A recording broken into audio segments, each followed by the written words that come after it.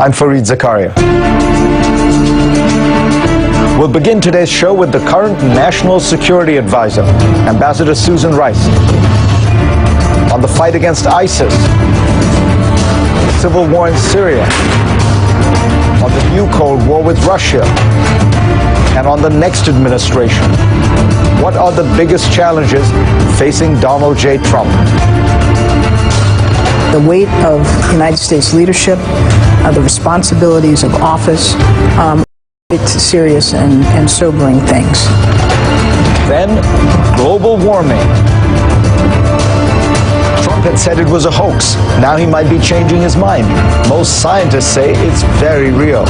And this billionaire businessman says he's opening his checkbook to stop any plan to roll back progress on climate change. Meet Tom Steyer. Also, all work and no play, that's no good. Stephen Johnson will tell us just how important it is to have a little fun in our lives. But first, here's my take.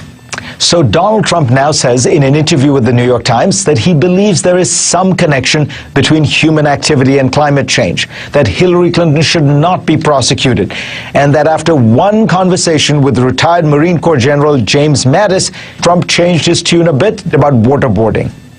One might wonder why he didn't have that conversation during the campaign, or why he pounded home the opposite view on all these topics for a year and a half.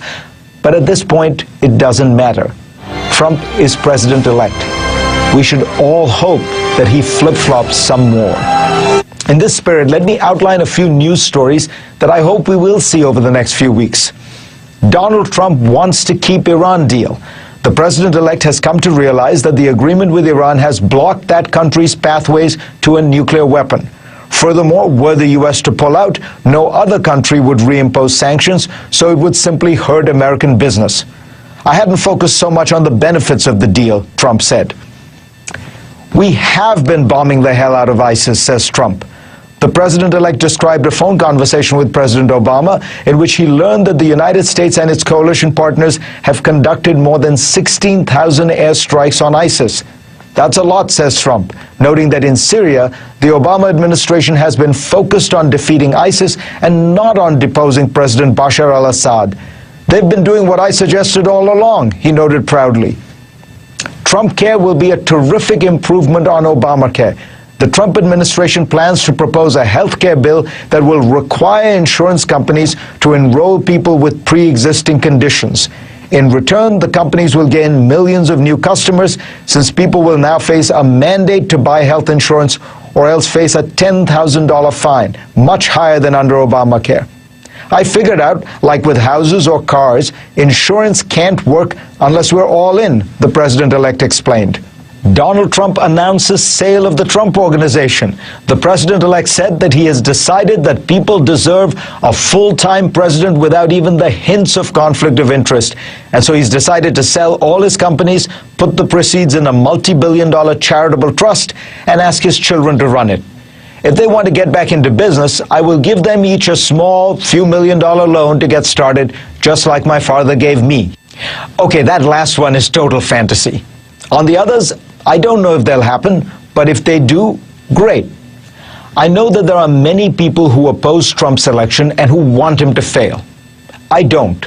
It's much better for the country and the world if Trump does well in the White House. That is not normalizing him, as some worry, but recognizing that the situation is what it is and hoping for the best. When Trump does do things I disagree with, I will protest. For example, his refusal to properly separate himself from his businesses is truly unconscionable, and it makes this country look like a banana republic. But if he ends up doing things that are sensible, I will cheer. Trump has a unique opportunity.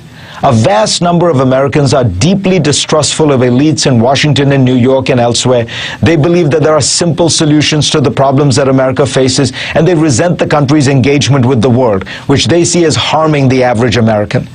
These people have put their faith in Donald Trump. If Trump can help make them understand some of the realities of the world and the constraints on government, it would be a huge step forward. If Donald Trump tells his followers that the Paris Agreement on climate change is worth preserving, or that NATO is crucial for global stability, they might actually listen. For more, go to cnn.com/Fareed and read my Washington Post column this week. And let's get started.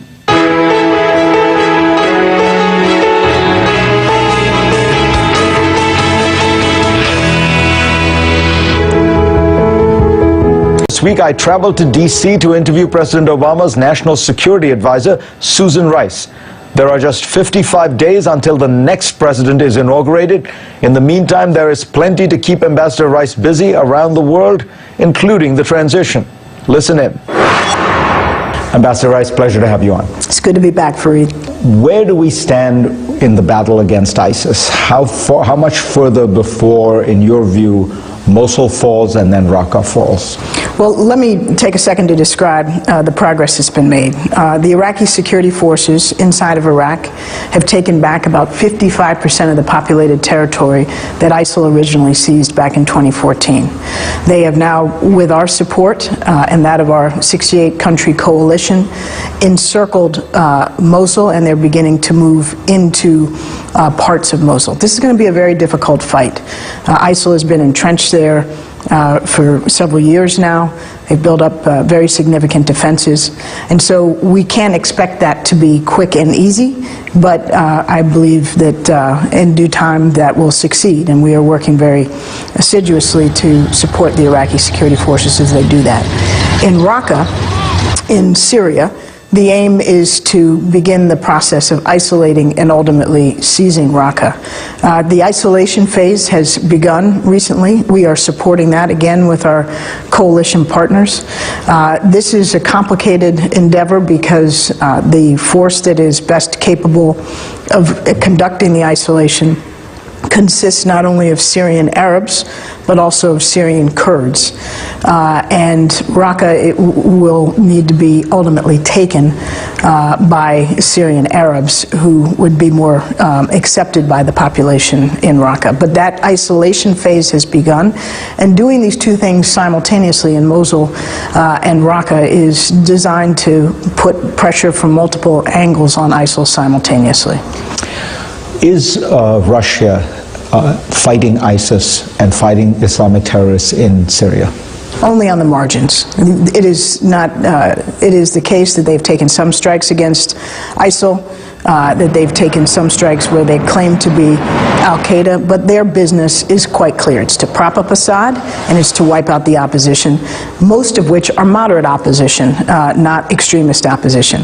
They claim to have a shared interest, as we do, in defeating ISIL, and I think they do have that interest as a secondary interest because their proximity to Syria and the risk that Chechens and others who have come to fight inside of Syria would come back into Russian territory. But if you look at how they have devoted their effort and resources, it has been predominantly to back Assad, go after the opposition indiscriminately, in large numbers the moderate opposition, and to a lesser extent to deal with ISIL.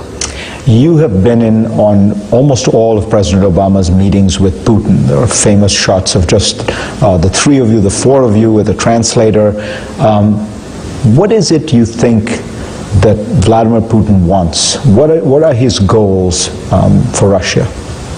Well, I think Putin's primary goal is to see Russia ascendant as a global power and Russian pride and nationalism to be restored.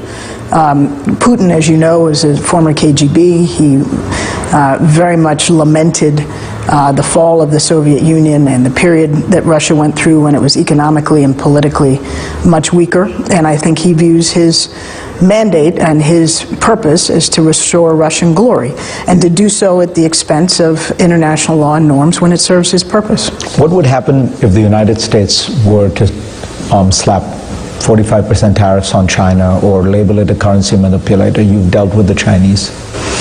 Well, Fareed, first of all, let's deal with the 45% tariff suggestion.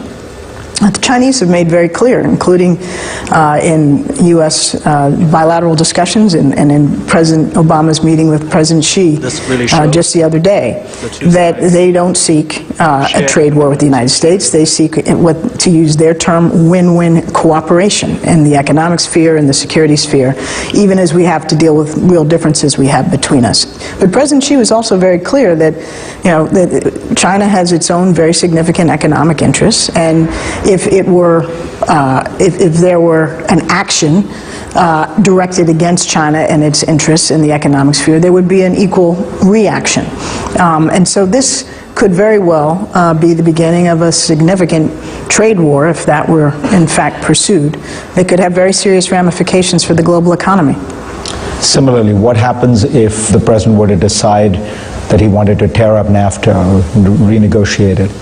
Well, Fareed, I don't want to go through every one of these what-ifs, because they are what-ifs. And I think we need to understand that campaigns are campaigns and governing is governing, and they're very different things. And the weight of United States leadership, the responsibilities of office, are quite serious and sobering things. And I think we need to allow the President-elect time to put his team together, to formulate his policies, and see what, in fact, those policies prove to be. And we will be back in a second, much more with National Security Advisor Susan Rice.